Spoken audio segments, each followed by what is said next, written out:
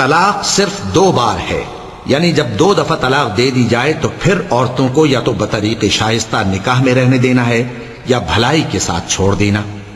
اور یہ جائز نہیں کہ جو مہر تم ان کو دے چکے ہو اس میں سے کچھ واپس لے لو.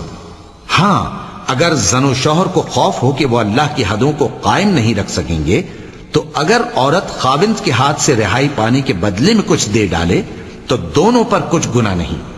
یہ اللہ کی مقرر کی ہوئی حدیں ہیں، ان سے باہر نہ نکلنا، اور جو لوگ اللہ کی حدوں سے باہر نکل جائیں گے وہ گناہگار ہوں گے. پھر اگر شوہر 2 طلاقوں کے بعد تیسری طلاق عورت کو دے دے تو اس کے بعد جب تک عورت کسی دوسرے شخص سے نکاح نہ کر لے اس پہلے شوہر پر حلال نہ ہوگی. ہاں اگر دوسرا خاوند بھی طلاق دے دے اور عورت اور پہلا خاوند پھر ایک دوسرے کی طرف رجوع کر لیں تو ان پر کچھ گناہ نہیں، بشرطے کہ دونوں یقین کریں کہ اللہ کی حدوں کو قائم رکھ سکیں گے.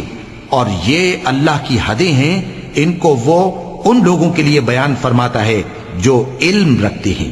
اور جب تم عورتوں کو 2 دفعہ طلاق دے چکو اور ان کی عدت پوری ہو جائے تو انہیں یا تو حسن سلوک سے نکاح میں رہنے دو یا بطریق شائستہ رخصت کر دو، اور اس نیت سے ان کو نکاح میں نہ رہنے دینا چاہیے کہ انہیں تکلیف دو اور ان پر زیادتی کرو.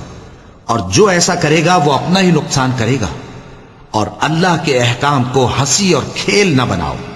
اور اللہ نے تم کو جو نعمتیں بخشی ہیں اور تم پر جو کتاب اور دانائی کی باتیں نازل کی ہیں جن سے وہ تمہیں نصیحت فرماتا ہے ان کو یاد کرو اور اللہ سے ڈرتے رہو اور جان رکھو کہ اللہ ہر چیز سے واقف ہے. اور جب تم عورتوں کو طلاق دے چکو اور ان کی عدت پوری ہو جائے تو ان کو اپنے شوہروں کے ساتھ جب وہ آپس میں جائز طور پر راضی ہو جائیں نکاح کرنے سے مت روکو. اس حکم سے اس شخص کو نصیحت کی جاتی ہے جو تم میں اللہ اور روز آخر پر یقین رکھتا ہے. یہ تمہارے لیے نہایت خوب اور بہت پاکیزگی کی بات ہے، اور اللہ جانتا ہے اور تم نہیں جانتے. اور مائیں اپنے بچوں کو پورے 2 سال دودھ پلائیں. یہ حکم اس شخص کے لیے ہے جو پوری مدت تک دودھ پلوانا چاہے، اور دودھ پلانے والی ماؤں کا کھانا اور کپڑا دستور کے مطابق باپ کے ذمے ہوگا.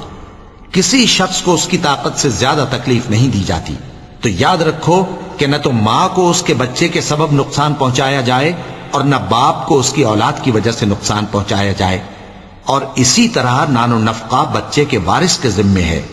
اور اگر دونوں یعنی ماں باپ آپس کی رضامندی اور صلاح سے بچے کا دودھ چھڑانا چاہیں تو ان پر کچھ گناہ نہیں.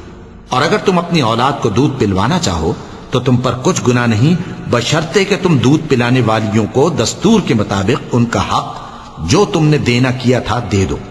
اور اللہ سے ڈرتے رہو اور جان رکھو کہ جو کچھ تم کرتے ہو اللہ اس کو دیکھ رہا ہے.